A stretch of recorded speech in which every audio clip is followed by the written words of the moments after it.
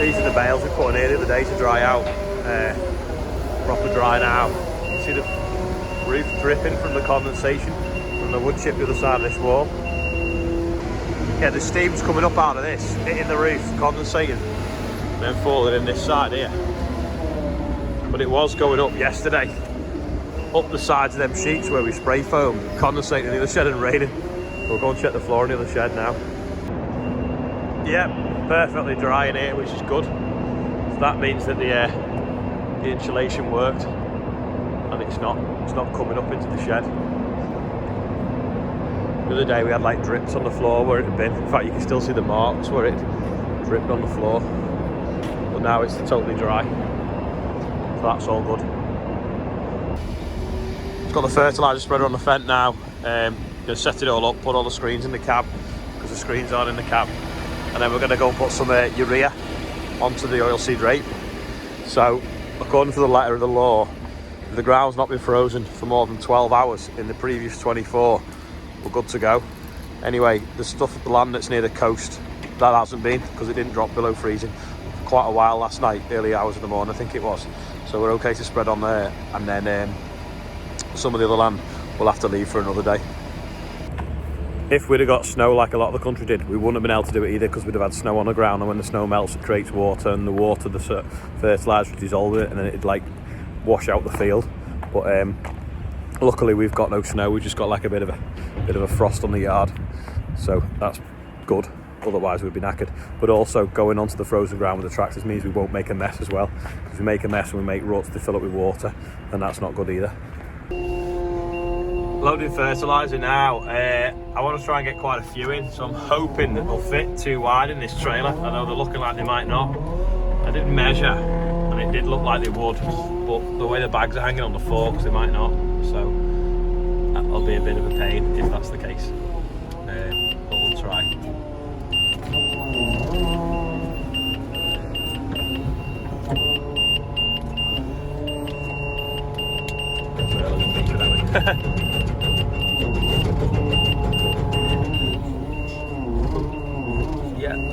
Yeah, no. I'll have to adjust the forks. Just fit.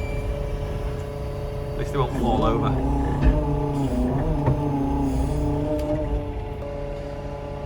For years we've had a spike for opening the bags. Come to it this morning and someone's lost it. So we're just having to use a Stanley knife, which is absolutely rubbish, because you have to like reach underneath the bag instead of doing it from a distance, and it's not deep enough to cut through the knots in the string. So we're gonna have to make a new spike if we can't find one. Sam's found the spike, but I don't know what's happened to it, but it won't fit any holder. I'll have to try and straighten it or cut the end of it off. Nice and straight now. Sharp at the top with a whizzer. Happy days. Off with the first load now. I'm going to follow up with this, put the forks on. These new forks are really sharp, so I'm going to get the grinder and just smooth the edges, otherwise it'll cut the bags.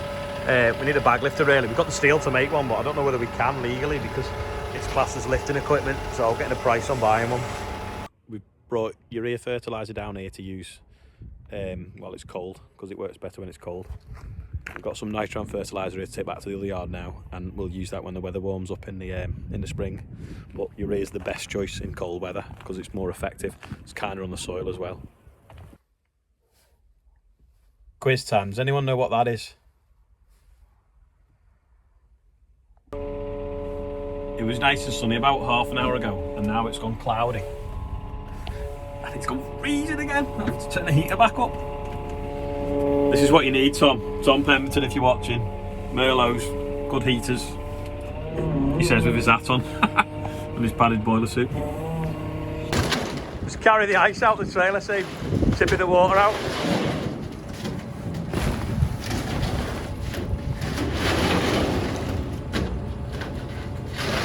Gonna load it up with these bags here now. Take them back. Just lifting the rest of these bags on the trailer now. Got me camera phone in the little clippy thing.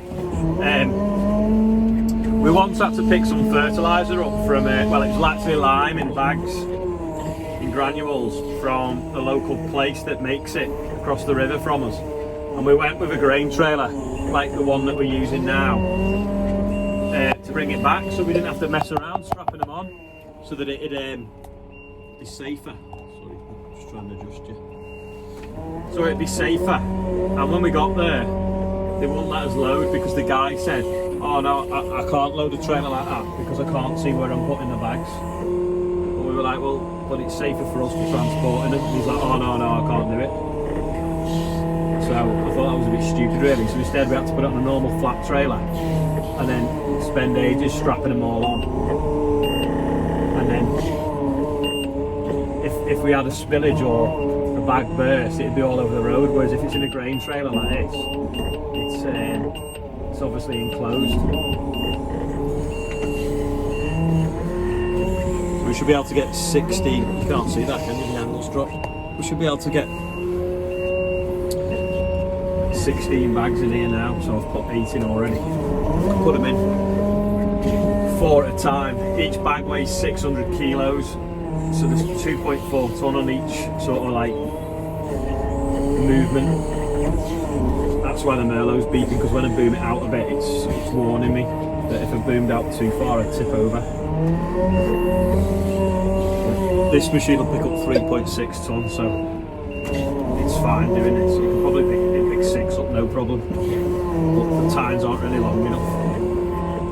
So lift these 4 in, stick another 4, and then have them go back to the other yard then. And I'll lift another bag of the urea that Sam's spreading into him. And we're done at this farm for the day.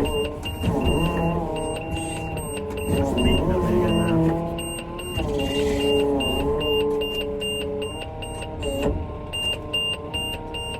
It's locked out because it thinks it's too high to turn that key at the bottom.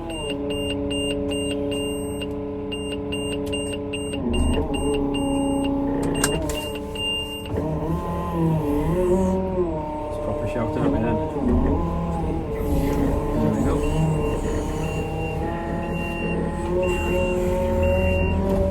Let's get the last 2, 4. These little white bits aren't snow, that's what we're spreading, urea. So looks nice and even all over the field, which is good. This is a bit stressed here because it's wet, so hopefully the moisture in the ground now will absorb that up and that'll start growing pretty soon. A little bit of frost left just there. There's Sam over there now, just finishing the field off. Got him another bag, load him up, ready to go to his next field. Just stopped because I'm passing Joe's cows. I was thinking, because I'm in our telehandler that's a lot longer, picking up the cow feeder and moving it further into the field for a laugh, but it'd be a bit tight and I'd have to come back and move it, so I'll leave it where it is. But they look happy today, munching on that hay he took. Looks like someone thought Philip didn't have enough topsoil in his field, so they've dropped him off some compost. Looks like it's been used though. I wonder what that's been used for. Smells a bit funny though. And someone else left in some tyres as well in the same field. Isn't he lucky? Quick check of the mega structure. I don't mean the building, I mean the insulation. Concrete looks like it's gone off nicely. Like something's been jumping down there, like a mouse or something, little mouse prints. Probably come out the bales, gone under there because it was warm last night. We're not going to do any concreting today, but we've got a bay to do there, a bay to do the other end, because it's now currently started to snow. We'll let the concrete totally go off here, then we'll have to move all this out of the way and set up the shutters along the front there and along the back. So we'll probably do that next week now. Got the roof sorting out, ordering that now as well. Andrew's off to get some rolls of drainage pipe, fast track, looking all shiny. Does anyone know where we get a metal cone from for straightening the ends of these when they get dented? They don't want to slide on, so we banged them over that cone, but we could do with like a steel cone. We did fill one with concrete once, but then we couldn't move it around. Had a delivery today off a fan, another flag representing engineering excellence. Oh, you can't see. I'll drape it on something other. It's the Rally Art flag. That Superbird, the Mitsubishi's for Tommy Mackinnon. At the same time, Conor McRae was running rallies in the Subarus. So thanks a lot, Gary. Get that up later. We've got the Land Rover one somewhere to go, the Range Rover one somewhere to go up, and the stuff from Spalding's. But the cherry picker's not at this farm at the moment, so we'll have to do it with the Merlot. It's a bit of a design fault with the number plate bracket. The bag.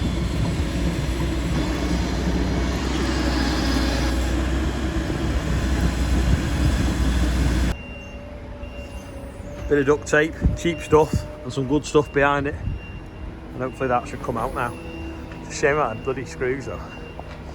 Typical, have to put some in this bag now. At least it's not spilt anywhere else though.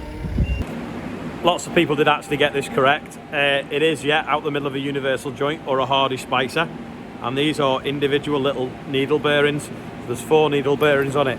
And it lives inside a UJ. Let me find a UJ to show you. Yep, there's one there. So there's the 4 bearings. 1, 2, 3, 4. And it spins in any direction. So it means a shaft can turn around a bend basically. Like that. And the more power and the more torque you put through them, the bigger the bearings need to be and the stronger that they are. So when you see a small one, it can't take a lot of power, transmit a lot of power, but a big one can. Pink sky at night, or is it Shepherd's Delight? Angel Delight. All the chip there. Saw another fertiliser out that's spilt. Get it all in the shed. Got the urea in this shed now. And we've got the triple super phosphate in that shed. Sorry, not triple super phosphate, double top. Andrew's back with a pipe.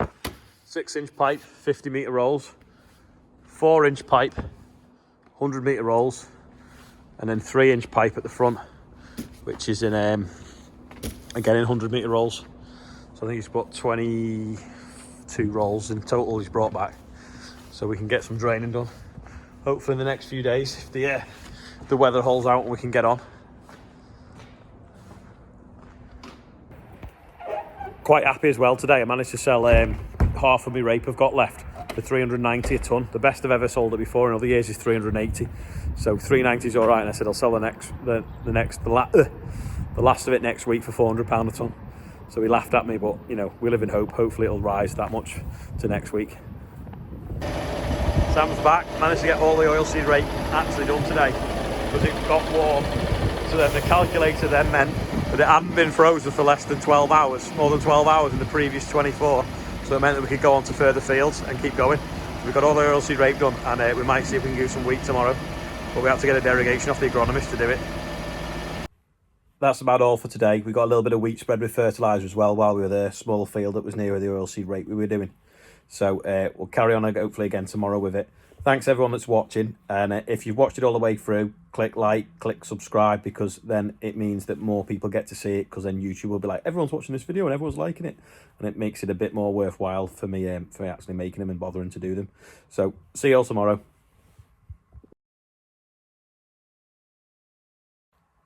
Oh yeah, have a go with a quiz question as well, and I'm hoping I can get these on the combine tomorrow to see what it looks like.